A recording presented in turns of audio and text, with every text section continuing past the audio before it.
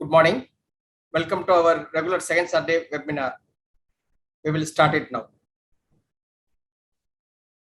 Day before yesterday, US consumer price inflation data was released. It came at 7.7% against the expected 7.9%. This gave huge steroids to the global market.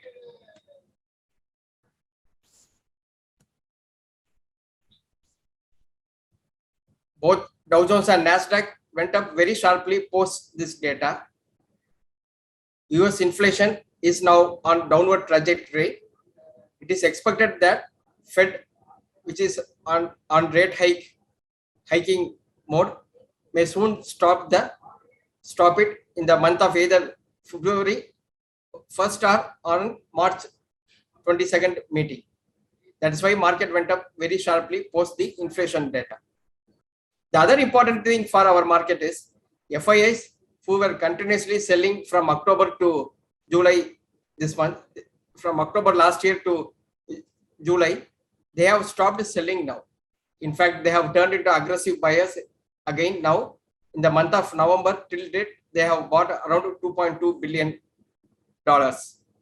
which is very positive on liquidity front. This, along with mutual fund SIP money, there is adequate liquidity available in our market.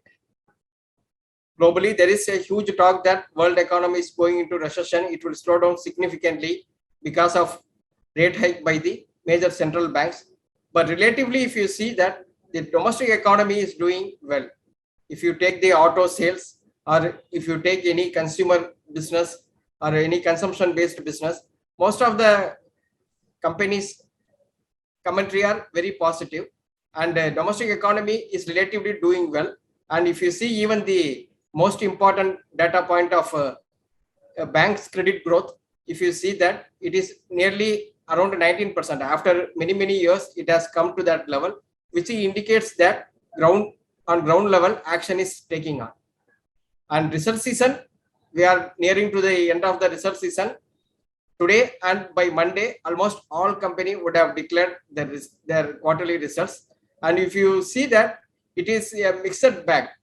Some company posted good results, and some of the companies, they disappointed heavily. Examples, some major companies like Asian Paints, Divi's Lab, which are well owned by many portfolio managers, mutual funds, they have disappointed on one hand.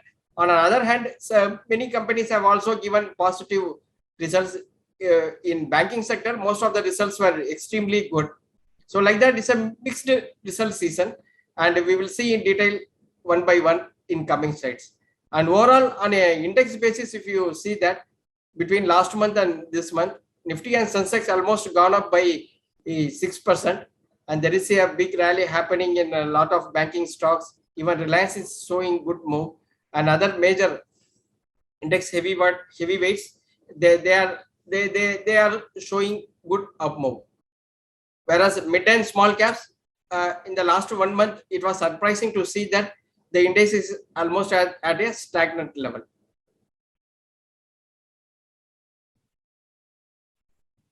And this is the US consumer inflation data for the last 1 year.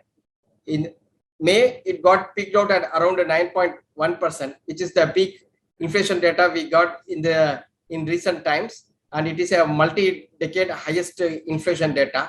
From there, the inflation started coming down gradually. And in the month of October, which the data was released 2 days back for October inflation data, consumer inflation data, it came at 7.7%.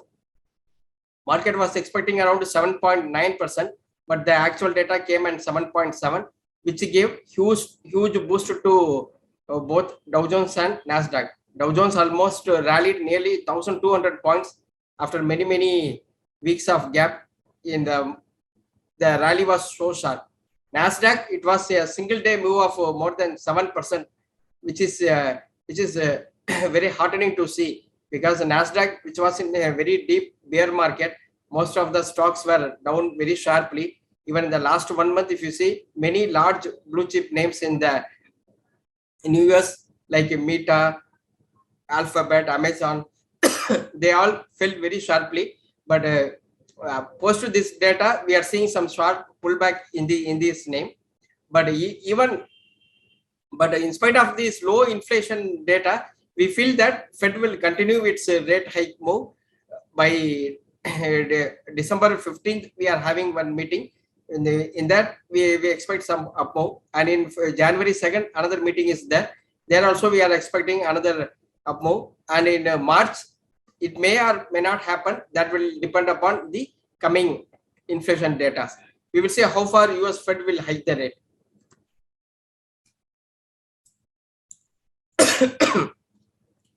This is the current rate hike cycle. This is the US Fed rate, which has been plotted for the last 25 years.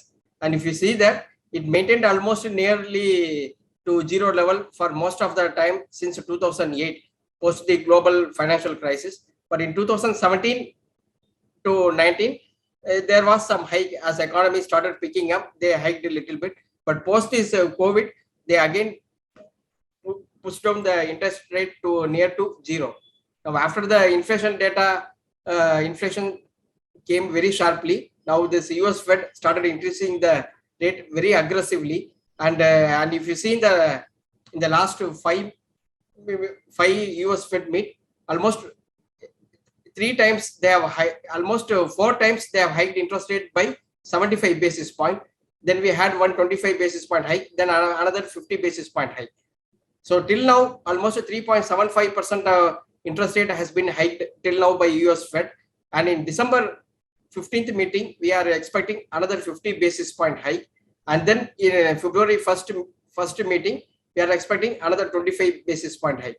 So another 75 basis point hike is possible, which will take the US Fed rate to 4.75 to 5 levels. And in March 22nd meeting, it may or may not happen. And that all depends upon the forthcoming inflation data. And we expect that most probably the US Fed rate will come to an US Fed rate hike will come to an end in the place where we have marked as a red circle, which comes around to 5% level. Most probably the current rate hike cycle will stop it there, and post that US Fed will wait for 5-6 months to see how inflation pans out, and then they will take further decision. So the current rate cycle, which most probably will get stopped by February 1st or by March 15th, and post that it will take some pause for at least for another 6 months. And if inflation starts falling, means most probably Fed may start reducing the interest rate by 2023 year end. And if inflation again is very stubborn, means then another small rate hike may be possible by end of 2023. So the market is crucially watching the pivot point, which is nothing but the peak rate hikes rate in the current rate hike cycle. Actually, the US Fed target inflation rate is 2%. Right now, we are having in US, it is having around 7.7. So inflation has come down. Still, it is far higher than what is the target inflation data for 2%. Target data is 2%, whereas the current rate is 7.7. So almost 3 times higher than what the target inflation rate is. So because of one lower inflation data, Fed is not going to stop the rate hike. It will continue for another 2 to 3 maximum, and then they will pause it, and then they will see how inflation pans out, and they will take action in the next after 6-7 months. In US, the target inflation is 2%, whereas in India, if you see, the target inflation rate is 4%, and we are currently having around 7.5.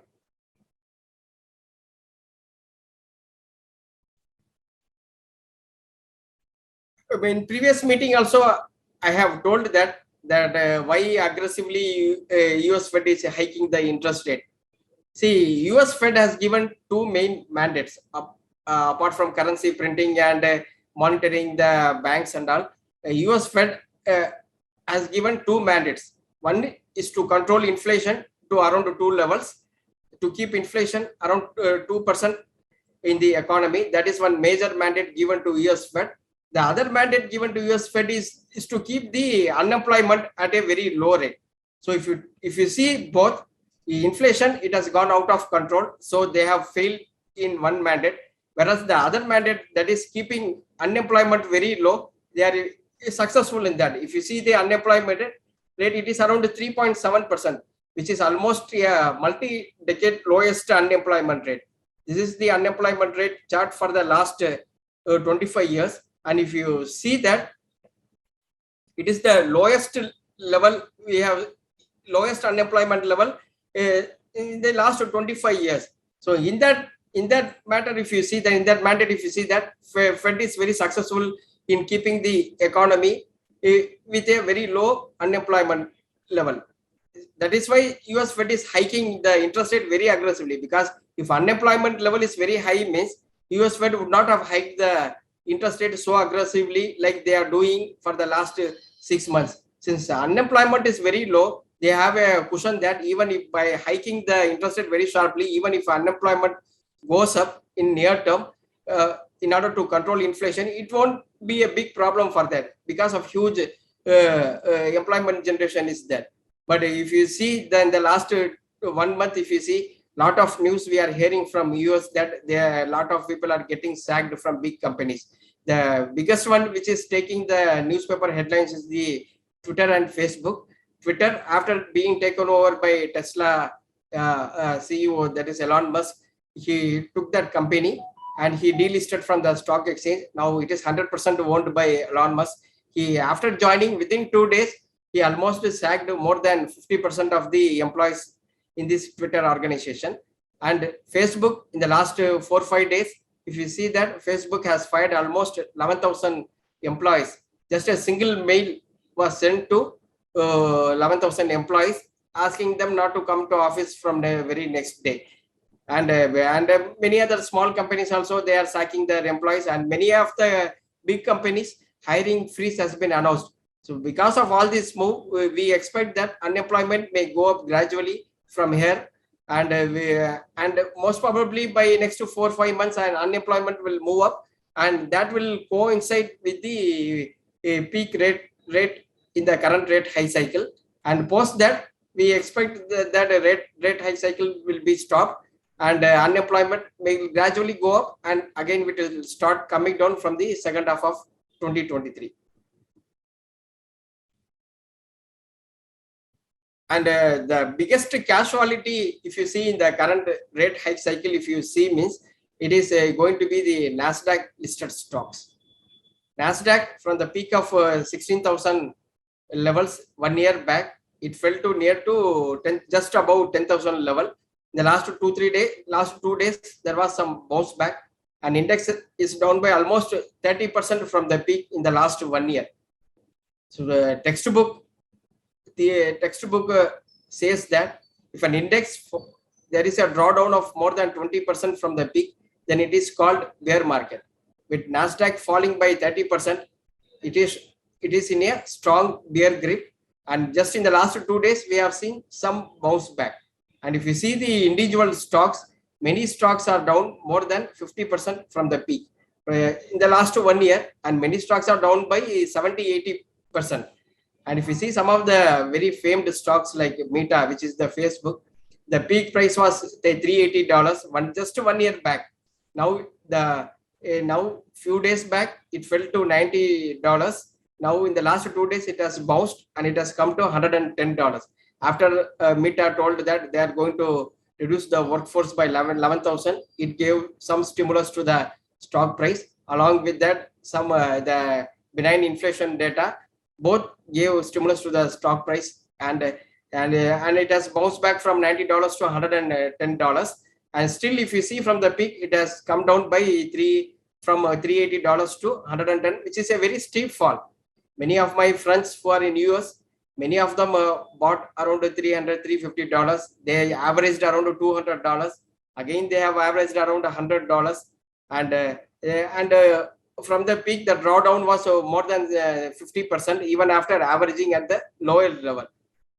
And even some of the mutual funds, domestic mutual funds, which invest in US companies, they all have exposure to these stocks, and they have underperformed recently because of the sharp fall in the stock price. This is just one example company I have told. Like that, so many companies are there where the stock price has come down by 50 to 75%, and it is owned heavily by many individual investors.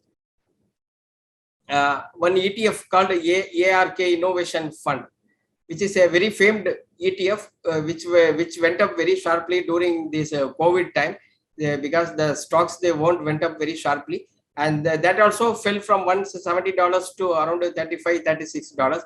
Almost 70% drawdown was seen in that ETF. That also many of them have exposure to that. So the Nasdaq investors were difficult, and were in a difficult place because of the sharp fall in the stock prices. Still, I remember that during COVID time, during 2020 time, many of our investors, they took money, they sold all the shares in India, and they have invested in Nasdaq, saying that Nasdaq was doing exceedingly well, and they have invested in many stocks in Nasdaq. But if you see now, Nasdaq has underperformed a lot, and they have lost heavily. Suppose if they have kept the same stocks in Indian stock market, maximum they would have lost 10 to 15%, whereas in Nasdaq they have lost almost 50-60%. So it's a big lesson to most of them. You should never chase a asset class which has done exceedingly well in the last 1 to 2 years, just preceding 1 to 2 years. It always end very badly, and many times we see that most of the retail investors invest based on immediate return. Last 1 year it has given 50% return, and so based on that they used to invest. They extrapolate that next year also we get 50% return, and they will try to put money, and they will say that when stocks start falling, I will exit it. With that mentality only they will invest. But it is near to impossible to invest at the top, because when stocks fall, it will be very sharp. Very difficult for more than 95% of the people to exit it at the top. Now we will come to our India story. 10 days back, Morgan Stanley has released a big report with 130 pages saying that India will do very well, in the Indian economy will do well in the next 10 years. They have released a big report saying that it's going to be India's decade for the next 10 years, 2022 to 2032. That is for 10 years. Indian economy is going to grow very sharply than many other economies in the world, and it is going to be India's decade. That is they are saying it. Only time will tell whether they are right or wrong, but they have given a lot of data points to justify their prediction. What they are telling is that Indian economy is going to see huge boom, which will be fueled by offshoring. Offshoring means in both manufacturing and services. That is, in manufacturing, India will do very well by exporting a lot of items. Many countries will start buying from India. Right now, China is the manufacturing center of the world. That is going to change, and part of it is going to shift to India. Thereby, India in manufacturing will do very well on manufacturing side. Similarly, on service side also, which is India already doing very well, which is likely to do further well in the next 10 years. And both manufacturing and services will give huge boost to the domestic economy. That is what they are saying in the offshoring. And a lot of investment is going to come in manufacturing to cater both to exports as well as for domestic need. And because of huge investment happening, that also will give economic boost to our economy. Then energy transition. Right now, India is most of it depends upon the fossil fuel, which is nothing but the thermal energy and through natural gas. But that is going to take a big shift towards the solar power. That also will give big boost. That investment also will give big boost to the domestic economy. Then what they are telling is the digital infrastructure where government is making. The first one is the Aadhaar, and the second one they are telling is the UPI, where even a very small amount of people have transferring through UPI. It's a big achievement for India, as far as the big success for India, as far as UPI is concerned, because most of them are using it, and even many foreign countries, advanced country, the economy, economically developed countries, they have very surprised through the by seeing the UPI success we have seen in India. Now another OECD is going to come, and if that comes means that also will give big boost to the digital infrastructure. So basically they are telling that offshoring, investment in manufacturing, energy transition, and advanced digital infrastructure, these four is going to act as a pillar to the economic boom we are going to see in the next 10 years in India. That is what the Morgan Stanley expects. And some of the data points are given, where what they are telling is in that they are telling how much economy will boom from here. This is the data point they are projecting for the next 10 years. Right now, our economy is our economic size is $3 trillion. They are expecting that in the next 10 years, that size will go to near to 8 trillion. Suppose if you table top 5 global economies in the world, US is the number one, which is having an economic size of almost 23-24 trillion dollars they are having.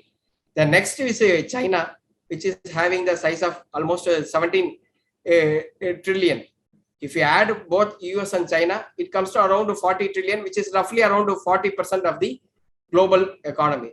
The third and fourth place, if you see that, it is Germany and Japan, whose economic size is around $4 trillion each. Both Germany and Japan around $4 trillion each. We all know that Japan is a stagnant economy. After 1986 bubble burst, their economy is not going anywhere, and their economy is almost stagnant.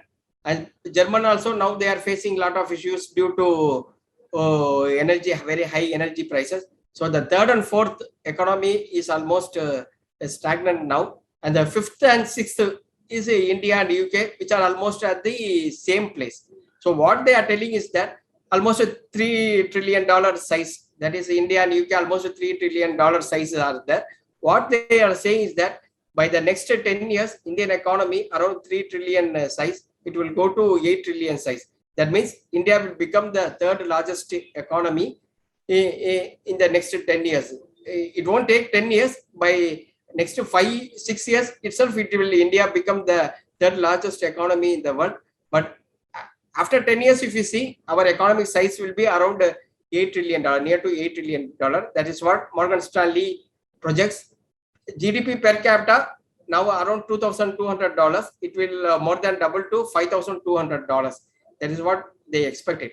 More than the size of the economy, what I focus is the GDP per capita, because it is more important, because it gives the spending power to the people. If there is more spending power, only the economy will boom, and they are expecting that it will GDP per capita it will move from $2,200 to $5,000.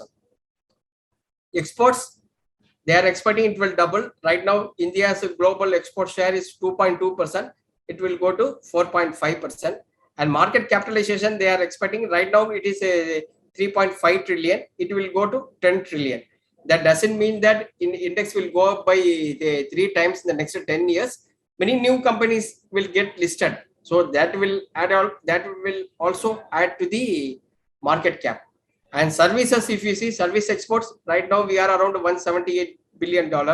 It will more than double to $500 billion in the next 10 years. And retail market size, that also will go up very sharply. Energy demand will go up, and household income. This is very, very important. As I told previously, only when GDP per capita increases, then only household income also will increase. That also will go up very sharply. Only when household income goes up, they will spend a lot of money, and that will boost a lot of consumption, and that will trigger the economic growth. And share of renewable energy, that also will go up very, very sharply. So this is the overall projection of the Morgan Stanley. They expect almost all of the important parameter to go up very sharply in the next 10 years. So someone if reads this data means definitely they will become very bullish on India, and no foreign institutional investor can stay away from the Indian economy, because such a growth you cannot see in any country in the next 10 years. I'm talking about large economy. Maybe small economies, they may grow, but among large economy, among top 10 economies in the world, if you see that this type of growth you cannot see anywhere in the world among top 10 economies in the next 10 years. And Morgan Stanley being a reputed institutions where many foreign institutions used to follow the report, definitely they will become bullish post reading this report. And this is some of the individual data points, and this is the export data what they are expecting right now. If you see that 2021 Indian manufacturing exports were around near to $400 billion, 395, and services 239. And what they are expecting is that it will become 682 overall, both manufacturing and services. And rate of growth, they are expecting that while in manufacturing, it will see 12.7% growth, whereas in services, it will be around 10% growth they are expecting for the next 10 years. 10% CAGR they are expecting. And altogether, because of both manufacturing and services, overall, the share of Indian exports will become doubled from around 2.2% to 4.5%. See, exports is very crucial for any economy to develop. If you take the past history, if you see Japanese economy post World War II, they become among top economies only through exports. Similarly, if you see China, because of exports only, they become second largest economy. So for and if you take even smaller countries in Southeast Asia, most of their economy became huge growth only because of exports during their respective golden period time. Similarly, for India, even though we have a population, largest population in the world, without exports we cannot grow. So exports should also contribute to the growth. The second important thing is the consumption thing. For consumption to go up, the domestic household income has to go up, and they made some projections on that. GDP per capita from 2,200 to it will become 5,000. And if you see the pyramid tower, this lower income 38% is there right now. What they are telling is that it will shrink to 13%, whereas these people will get shifted into middle class, that is between 5,000 to 10,000 and 10,000 to 35,000 per 35,000 range. So 5,000 to 10,000 it will become 34, and from 30,000 to 35,000 it will become to 46. Because of this shift, there will be a huge spending power among consumers, and that will boost the domestic consumption thing. If you see companies like many consumption shares, if you see in India, nowhere in the world you see that type of valuations it is trading. But I just give an example. A footwear sector you take in India, footwear sector and air conditioner companies listed in India. There are 3-4 companies, footwear companies were listed in India. The favorite among most of the institutions is Relaxo Footwear, which is trading around more than 100 PE. And recently 2-3 companies listed. One is the Campus, recently listed. Another one is a footwear marketing company, which is the Metro Retail. And if you see, all these companies trade upwards of 75 PE. But on the other hand, if you see companies Nike, Adidas, which are world-class global companies, and if you see their valuation, if you see the Nike valuation, it is trading around 15, 16 P. It is trading around. So why there is 5 to 6 times premium for Indian companies means just because of a single reason that the Indian consumption pie that will go up very sharply in the next 10 years. That will lead to a lot of people buying a lot of footwears. That means the company in the next 10 years will grow very sharply when compared to global players like Nike and Adidas. That is the reason why here many companies were given very high valuation. But I'm not. But since I'm basically a value investor, I'm not ready to buy by paying a huge premium like that.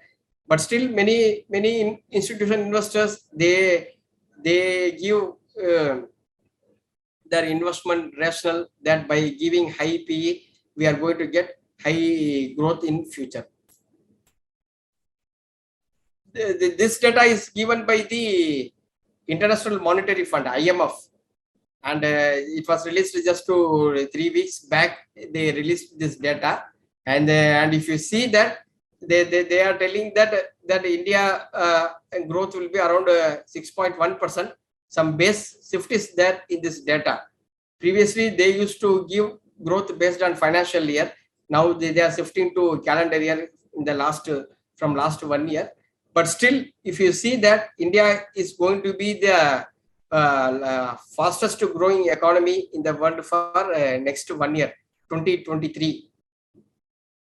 Around 6.1% they are expecting. And if you see any major economy, it is less. China, they are expecting 4.4%. And if you see Germany, it is 0.3. That is, Germany will go into recession. That is what they are expecting in 2023. It is the minus data. So Germany may go into recession, minus 0.3. United States will barely grow by just 1% in 2023. And Russia, if you see, it is already with a war with Ukraine, and it is minus 2.3. That means their economy may see recession, may shrink next year. Brazil, just 1% they are expecting. Recently, there is some power shift as political shift also has happened in Brazil, which is negative on FII flows for them. So that also will give some more boost to Indian investments. And based on IMF, which IMF data, India will be the fastest growing economy in 2023. IMF data and all mostly reliable because they track each and every country very closely, and they will come out with their report. And it is a very reliable data, somewhat reliable data they give. And one interesting thing I am hearing in many TV channels, many experts were telling that now India is in a situation just we have seen 10 years back in 2008.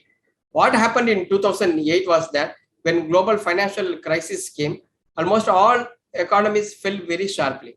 But Indian economy was the first to bounce back very sharply at that time, mainly for two reasons. One is that at that time, 2009, the general election happened, and NDA, UPA, at that time Manmohan Singh was a prime minister on UPA. And second time, they won it with they formed the government. It was unexpected that UPA will form a government for second time, but it has happened, which gave huge boost to Indian stock market and the sentiment on India. And Indian economy did very well at that time, while other economies were still licking their wounds on global financial crisis. But after 1 year, what happened was that Indian inflation went up very sharply, and then the economic bounce back, which we saw in 2009, it started waning sharply, and we did very badly in 2010 and 11. Global economy was also doing very badly. Along with that, Indian economy also did very badly, started doing very badly from 2010 onwards. In fact, 2010, 11, 12 was one of the worst period for Indian stock markets. During that period only, many multi-baggers stock emerged to many stock pickers. Navin Florin, Avanti Feed, like that we can relax so footwear. Like that we can tell multiple stocks which were trading at very low valuation at that time, and many of them become very rich by picking the stock at that time. Now, what many analysts are telling that those who have seen that period, now they are telling the same thing. That in like 2009, which Indian economy bounced back very sharply, post that when Indian economy also fell, like that the same thing will happen. In near term, Indian economy may do well, but if global economy continues to behave very badly, means then most probably Indian economy also will start doing poorly from late next year onwards. Like that, they are telling. I heard this from many analysts in TV. They are telling the same thing, but I don't believe so. Why they are telling like this? Because they had an experience of 2009 and 10. See, experience in stock market is a double-edged sword, according to me. It will act both as a positive and as well as a negative. Since uh, since they have seen in 2009-10 period, they are exploiting the same thing now. Suppose someone who hasn't seen that period, some who hasn't come in that period means, then he would not have extrapolate the 2009-10 period to now. They say because of someone has seen 2003 to 7. Right now, if you see most of them, if economy starts doing well, immediately they will compare that Indian economy is going to do like what we have seen in 2003 to 7. That was one of the golden period of Indian economy. When it did badly, suppose some negative news comes, means immediately everyone will start telling that market will fall like 2008. This is mainly happening because we have seen in the past, and when market goes up, we predict that economy will do like 2003 to 7. When market falls, then we will tell that global economy will go into deep recession like a global financial crisis in 2008-9. Both is not going to happen. Just because we have seen that, we are extrapolating it, but we are not going to see the both situation. Economy is not going to grow like 2003 to 7 because their situation is entirely different. At that time, both global and domestic economy did very well. Now that is not going to happen. Similarly, in 2008, like global financial crisis fall, we are not going to see now also, because at that time, global financial crisis, many big institutions failed. Lehman Brothers, Fannie Mae, Freddie Mac, all very big institutions failed, and no one knows what will happen to that because they had a huge exposure of credit defaults at that time. But now, if you see that, it is not like 2008-9 period. Now the slowdown which we are seeing in the economy is an US Fed induced slowdown. In order to reduce inflation data, they are increasing the interest rate. US Fed is increasing the interest rate, and because of inflation rate is going to go up, economy is going to slow down. So it is an US Fed induced slowdown. Whereas in 2008-9, that slowdown, that recession came by itself. It came because of the fall in the many finance institutions. So both situation you cannot compare. And since many people who have experienced for last many years, just they are extrapolating it, and in this period, and this extrapolation is actually negative. Here the experience acts as a negative, and the other experience, other thing which I had my own thing experience is that see, in 1990, many shrimp companies came out with IPO. Almost 20-30 companies got listed. Shrimp companies got listed in stock market, and within 3-4 years, almost all companies vanished. There was not a single shrimp company existed after 5 years. Many people lost money in that, and then in 2010-12, one company called Avanti Feed. I recommended to many of them, and those who are in the market, for the last since 1990. No one bought that company for a single reason that uh, their experience showed that shrimp company is very risky and they will close down because of their past experience, very bad experience. No one bought this Avanti feed because it is shrimp related business, but that company went up by 100 times in the next 3-4 years. So here the experience acted as a very negative. For me also, some places my experience acted as a very negative. Chemical companies. There are many chemical companies listed in India. I generally try to avoid buying these chemical companies, mostly commodity-based chemical companies, because some of the companies like Tirumalai Chemical, in the past, in 1990s, in 2000 and all, 1 year they will show huge profit, and then next year their profit will come to negative. Like that, there used to be a huge seesaw in the financial performance. So because of my bad experience in chemical companies, I try to avoid most of the chemical companies. In that, I missed some good companies also. So my experience in stock market also acted as one point of negative to me. And almost 80% of time, experience will give huge tailwind in picking stocks and in analyzing market. But around 10 to 15% of time, experience, huge experience will give some negative action also. Mutual fund inflows, it is very steady, around 14,000 crores, but most of the inflows are coming through SIP only. Now the SIP inflow, it has come to 13,000 crore. Basically, it is a stable income of money for the mutual fund managers, where they can deploy it very safely. So mutual fund are around 13,000 crores monthly inflow is happening through SIP. It's a long-term money. Even when market falls, people are not very frightening and selling out.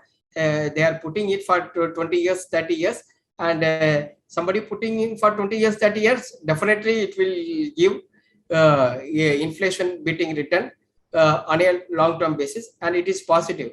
So mutual funds, they are buyers. Then the employee provident fund also, some inflows are coming through that. That is also giving some liquidity. FIAs, which were selling from October to July, they have almost stopped it now. So I feel that on liquidity front, we won't face any crisis from here on. Both domestic and foreign institutions will be buyers. This is the monthly FII flows, and we see that from October to July, they were continuously selling. November, they sold around 4 December, January 4 billion, February, March 5 billion, April 2 billion, then May and June also they sold it. July, first half they sold heavily. From there onwards, July second half onwards, they have stopped selling. So total inflow was almost zero. August, it was 6 billion. September, some negative. October, it was flat. November, till November 7th, it was 1.8. Till November 11th, for the next 4 days, if you take, it is 2.2 billion inflow is there. My feeling is that the FIA selling is over. From here on, either they will be buyers. At best, the inflow will be flat. They won't become the big sellers like we have seen between October to July period.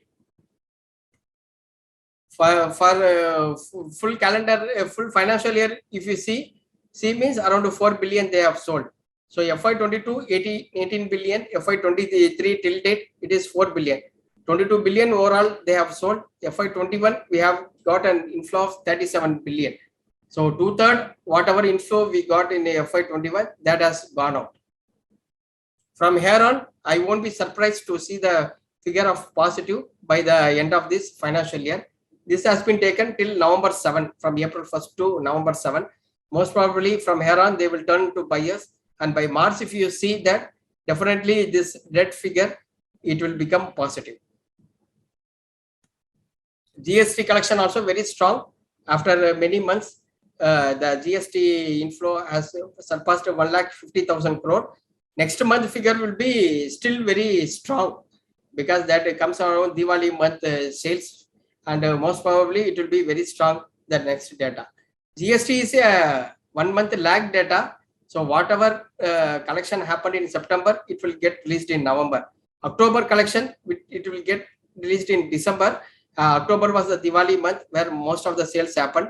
So next month, the sale GST tax collection will be very strong. And one important uncertainty that is happening where no one knows what is happening is the China. It's an elephant in the room. No one knows what is happening here.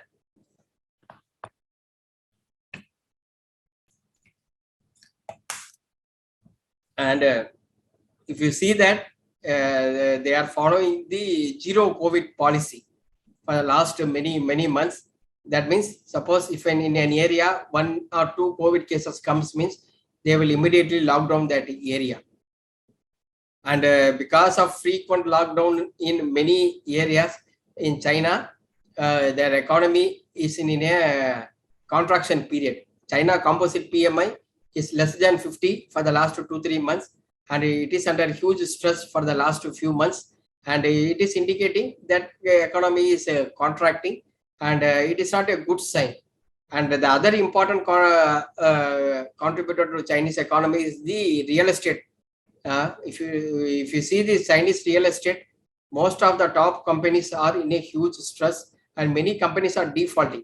China's second largest real estate company, Evergrande, that news came 7-8 months back that they are facing huge liquidity crisis, and their bond prices fell very sharply in Hong Kong, and that company is in a huge stress. It is the second largest real estate company, and many people got stuck into that.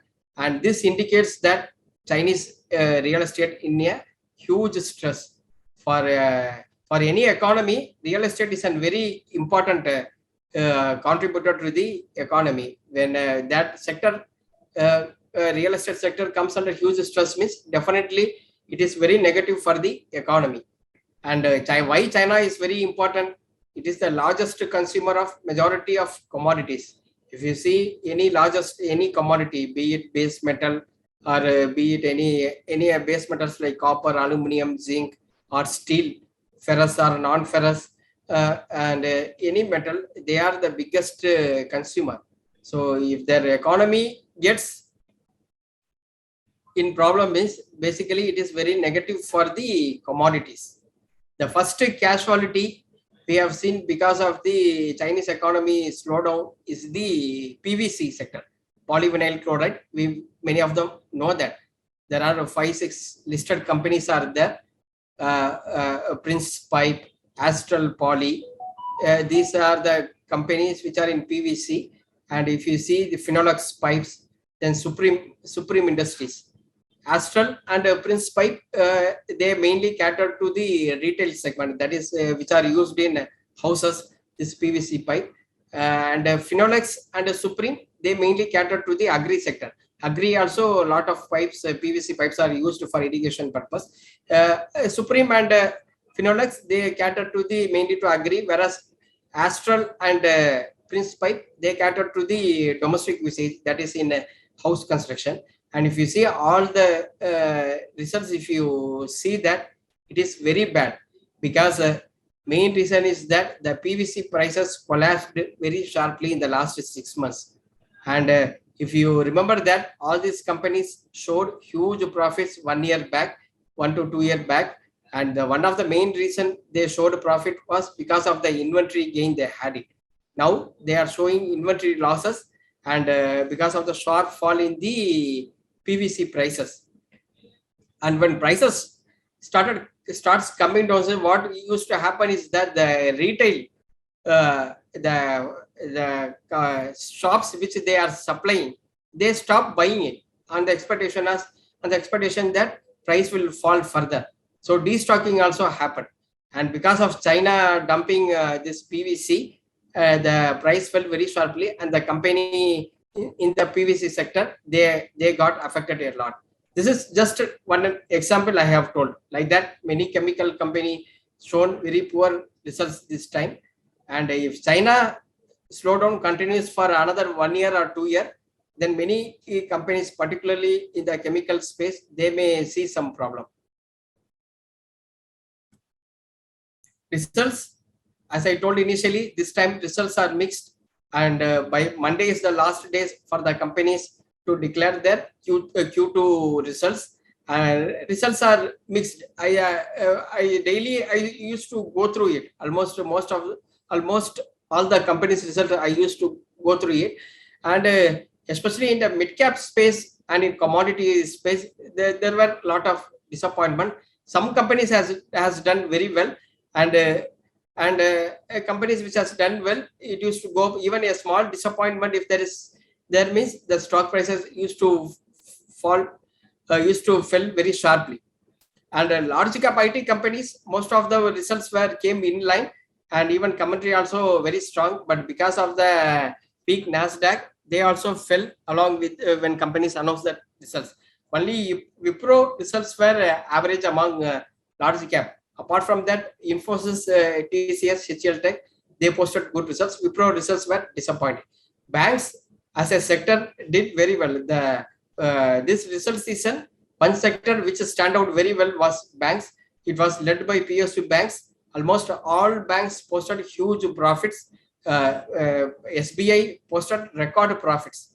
The expectation and actual results were far superior, and all the private banks also posted huge profits, mainly because the credit growth was very high, and the second thing was that the provisions was less because the NPA provisions were behind them. So when provisions were less and credit growth was very high, it led to huge growth in banks' profitability.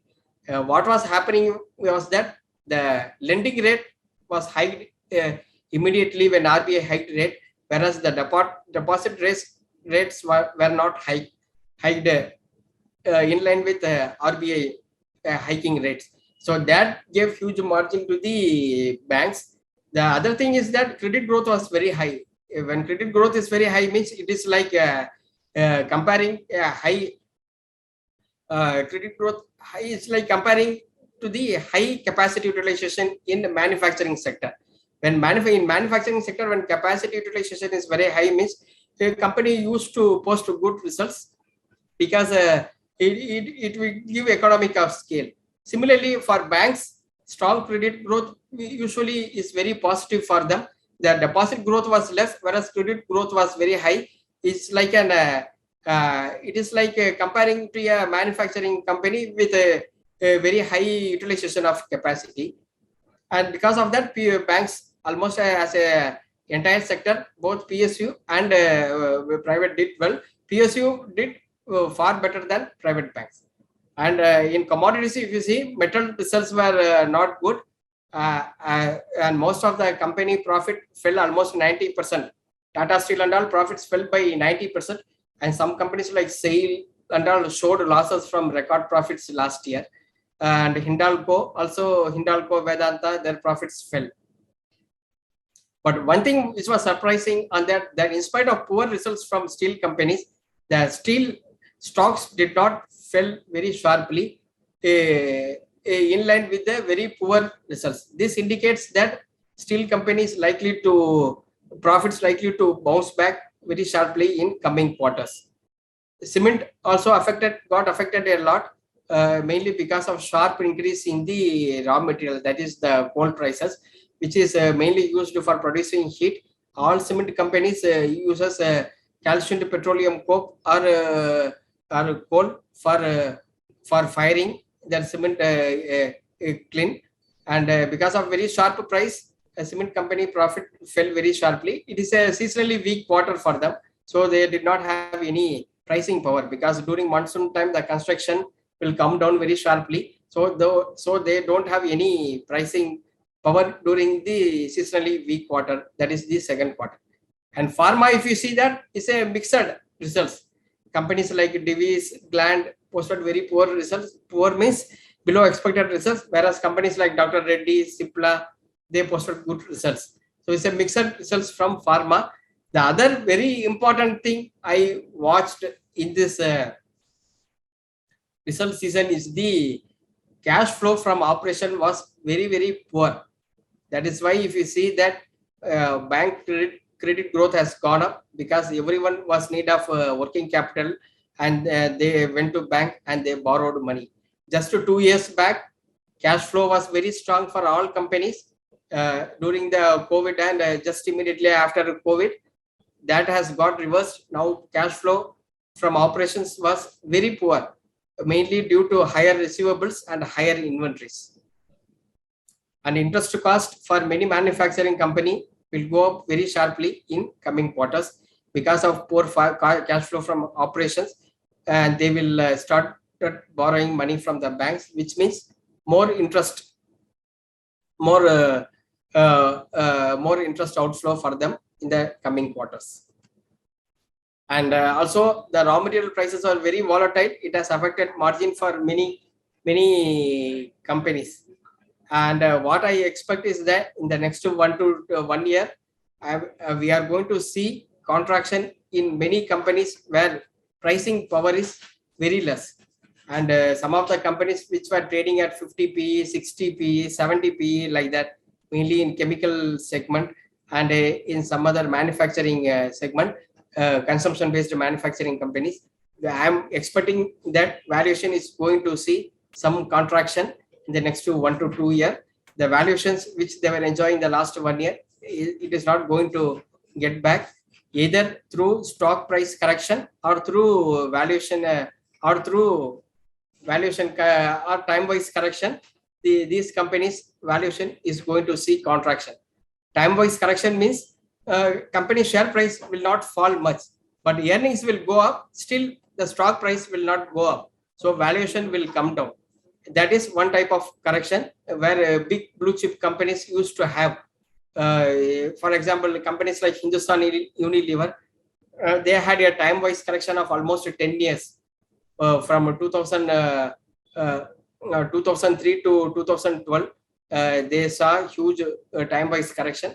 Like that, big companies generally don't see huge drawdown in the prices. Instead, their valuation used to come down by time-wise correction. They will still show earnings growth, but price will not go up, which indirectly will reduce the valuation.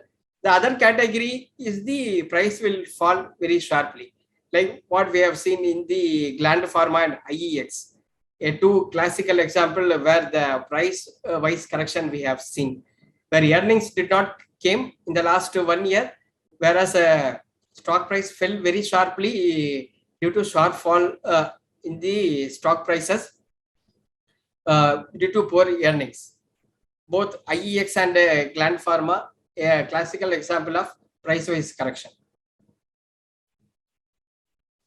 This is the Q2 performance. This data I used to take from the Business Standard newspaper.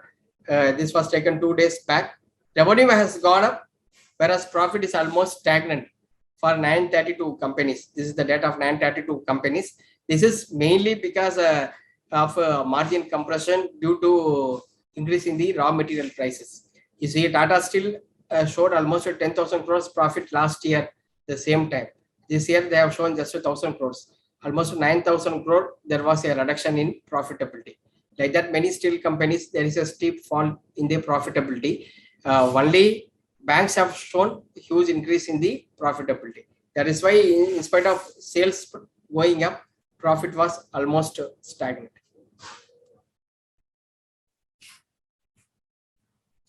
This is a very important slide. Market performance in the last 4 years.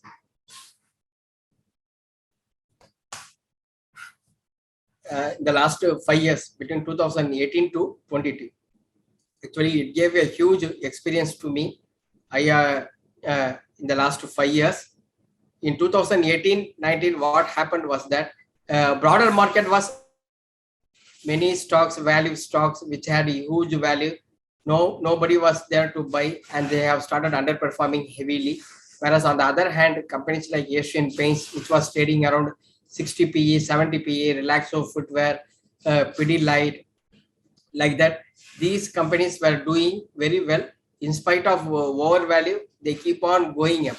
many people asked me, shall I buy Pidilite at 50 PE? I said, valuation is very high, don't buy. Looks overvalued. I did not told don't buy. Looks overvalued. I told, and I gave my opinion. But what happened was that from 50 PE, it went to 70 PE, 80 PE, 90 PE, like that. It was going up. And reason they were giving for the approve was that it is a high quality stock. In the past 20 years, these companies has given 20% CAGR. And if you see now and the last 20 years, it has given a compounded annual return of 20 P and 20%. And one should not see the valuations for this type of companies. You should keep on buying it. That is the justification given by many of them for buying these quality stocks. On the other hand, value stocks, it was continuously underperforming, and many stocks fell very sharply. And we used to give recommendations on these value stocks. We significantly underperformed, and most of the recommendations did very badly during that period. Then suddenly, just when things were just turning, then the COVID came. Then the entire market fell very sharply. Almost all stocks fell very sharply.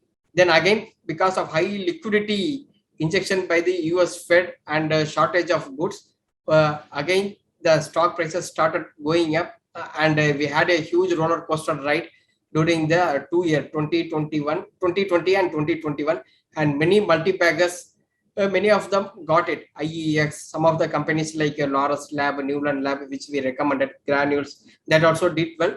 Like that, many multi-baggers we got it because market was going from the bottom, from the COVID low. It went up very sharply, and companies like Balaji, MS and all went up by 8-9 times during that period. It was a roller coaster ride for many of them. So 2018-19, overvalued quality stocks did well. In spite of high valuations, the PE ratio keeps on expanding. 40-50 PE valued stocks, it went to 80-90. Whereas on the other hand, value stocks did very badly. Now 2022, exact reverse, it is happening now. If you see the value stocks, companies like Power Grid, NTPC, PSU banks, they were doing exceedingly well. On the other hand, overvalued quality stocks, they are seeing time-wise correction, and some are seeing time-wise correction, some are seeing price-wise correction. So the reverse of what happened in 18-19, that has been happening now. In fact, two companies, SBI and ITC, it is the most mocked stock in the social media. Both the stock were stuck around 200 rupees. If you buy to ITC at 200, at that time, if you tell to anyone, they will immediately laugh at you, telling some reason why you have become mad for buying ITC and SBI. You should not buy ITC and SBI. Instead, you should go and buy Kotak Bank and Asian Paints, because these stocks are doing well, and you should buy that. But just 1 year after that, what happened? ITC doubled from the low. Similarly, SBI from 200, it has gone up by 200% to 600 rupees. Whereas those who are telling to buy quality stocks, they have massively underperformed. I see that the trend will continue for another 6 months like this, where the overvalue quality stocks, in spite of very high quality, they may continue to underperform, and the value stocks will do well. So it is a big experience. So one thing what I have seen is that we are betting on the future. No one knows what will happen. So mocking somebody that you should not buy this, and say mocking someone, saying that why, laughing on someone who bought ITC at 200 at that time and SBI at that time, means one should not do it, because we know only little bit, because we don't know what will happen in the future. And mocking someone, it is a very bad in the stock market, because we ourselves don't know what will happen next year, 2 years down the line. So somebody is doing miss, it's up to them to do it. But mocking them in social media and telling that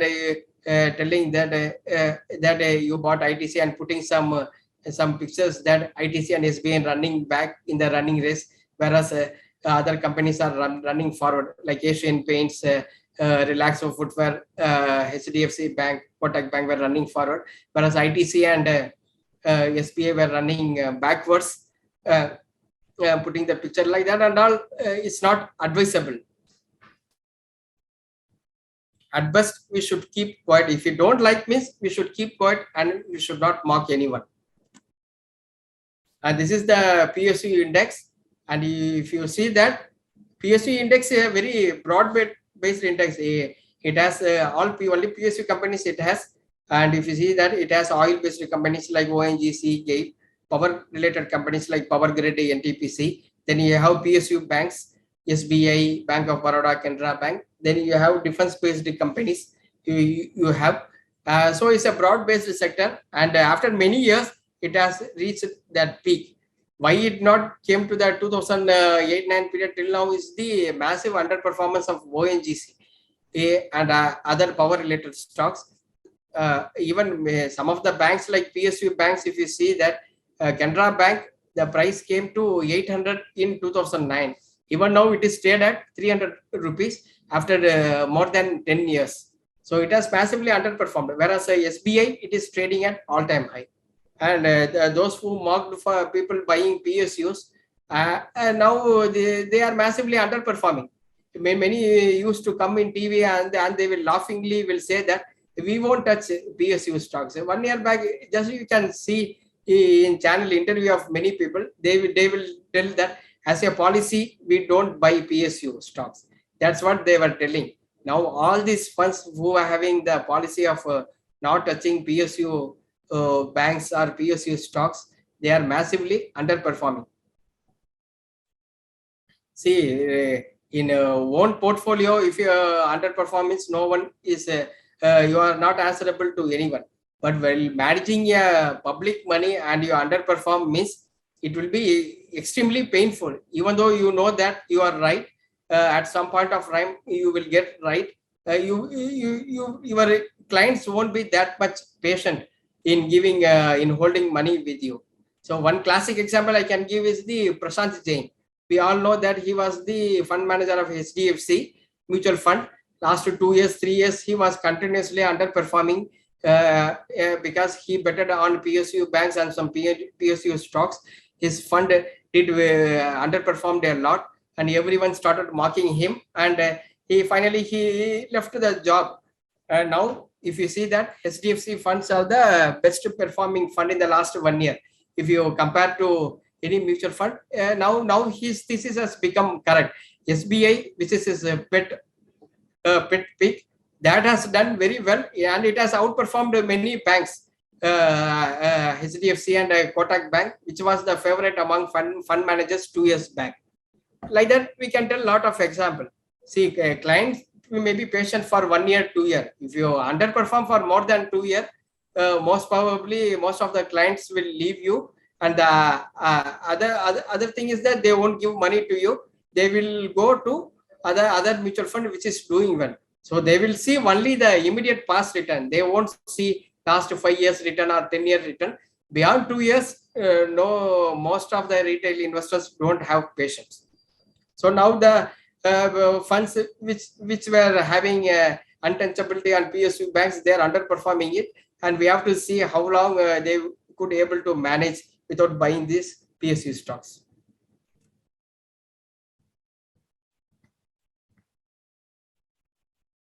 And this is the credit growth. I said that credit growth is very strong, so it is possible for banks. So finally, the theme we have to focus. So near term, in the next 1 year, what we are going to see is that European economy, most of the countries will go into recession, mainly because rate hike has been so steep there, and it definitely will affect them.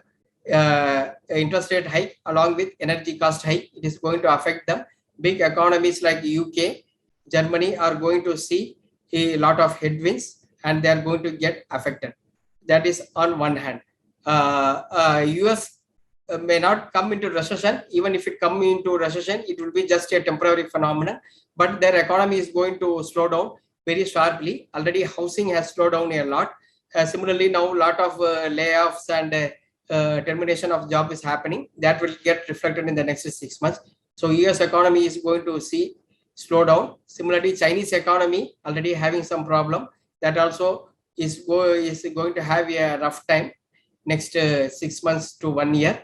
So overall, most of the global economy will face a lot of headwinds. I feel domestic economy will do well, and some of the themes related to domestic dependent sectors like banks, I feel in spite of higher stock price, still they will do well. Infrastructure will do well. 2024 is the election year, and I expect that government will do a lot of spending next year in order to see that infrastructure do well, because that will infrastructure spending, most of the citizens will feel what government is doing. Most of the citizens will feel what government is doing. So government try to project that they are doing a lot of work for the economy. So they will spend a lot of money, and infrastructure likely to do well in the next 1 year.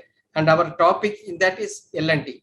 And then defense also will do well, and select consumptions also will do well. That is what my expectation is. So try to focus on domestic dependent sector. On IT, the price has come down a lot, so you can do some value buying in that. Though many fund managers are still very underweight on IT now. They are expecting that next year most of the IT companies will see sharp slowdown. That is why most of the fund managers are underweight on the IT sector.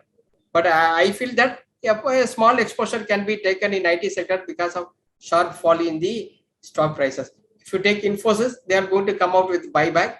So buyback will give some support to them. So downward risk is less. Upward, maybe 10%, 15%, we can get it. And events to watch, geopolitical developments as well as FII flows. So this is what the current market scenario is.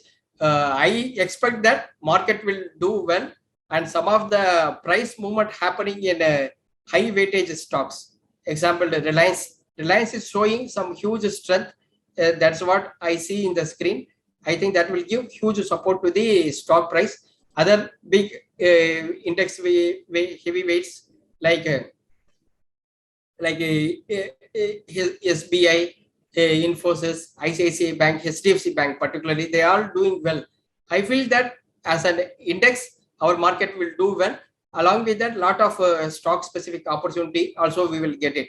So nothing to worry on the market. Market will do well. Now we will see the recommendations. So these are the 5 stocks I am recommending. The first one is HCL Tech, and among large IT stocks, HCL Tech is looking very positive on charts also, and they used to give a lot of dividend also. Every quarter they used to give dividend, and the forthcoming forecast also good. Guidance also they have given good guidance, and I expect that HCL Tech will do well. So as I said in my current market scenario presentation, that this infra theme will do well. So based on that, we have picked 2 stocks, L&T and Dalmia Bharat Cement, and I expect both these stocks can be bought with a 6 months to 1 year view. So Dalmia Bharat Cement, because of very high coal prices, they got affected, and now they are telling that the margin compression is behind them. From here on, that price hike coupled with the lower coal price will aid profitability, and it is one of the fastest growing cement company in India. So based on that, we are recommending on infra theme L&T and Dalmia Bharat Cement. And the 4th stock, which is an interesting one, Wonderla Holidays. This is a consumption theme based stock, and I see that the company don't have any debt, and they are going to start a project in Orissa also. That is an asset light model basis. Generally, this theme park based companies, the big investment happens in land. So they have 2 theme park in Bangalore, one in Kochi. Now the next one they are going to start in Orissa. So if you take both Bangalore theme park and one resort also there in Bangalore, one theme park and one resort is there in Bangalore, and in Kochi, if you see that there are a lot of money got struck for buying of the land. Whereas in Orissa, they are getting land at a very low value for a long period of lease. So the Orissa project will be in a very asset-light model, and with internal accruals, they are going to complete that project. And valuation also, I feel it is reasonable. They don't have much. They don't have any debt also. So Wonderla holidays on consumption theme, I am recommending. And the last one is the Akzo Nobel, which is nothing but the company which manufactures this under the sells paint under the brand name ICI, Dulux Paint. So Dulux Paint is manufactured by this Akzo Nobel. It is owned by the world largest cement paint company, Sherwin Williams. That is the owner of this Akzo Nobel MNC company. And if you see that paint companies, the two big paint companies are underperforming. Asian Paint and Berger Paint is underperforming because of high valuations. So I feel that the underperformance may continue for both these companies, Asian Paint and Berger Paint. Akzo Nobel will be a better pick on paint companies if you want to buy a paint instead of Asian Paint and Berger. The other one, Kansai Nerolac, the growth is very muted, margin also very less. So if you want to buy a paint company, better go with Akzo Nobel.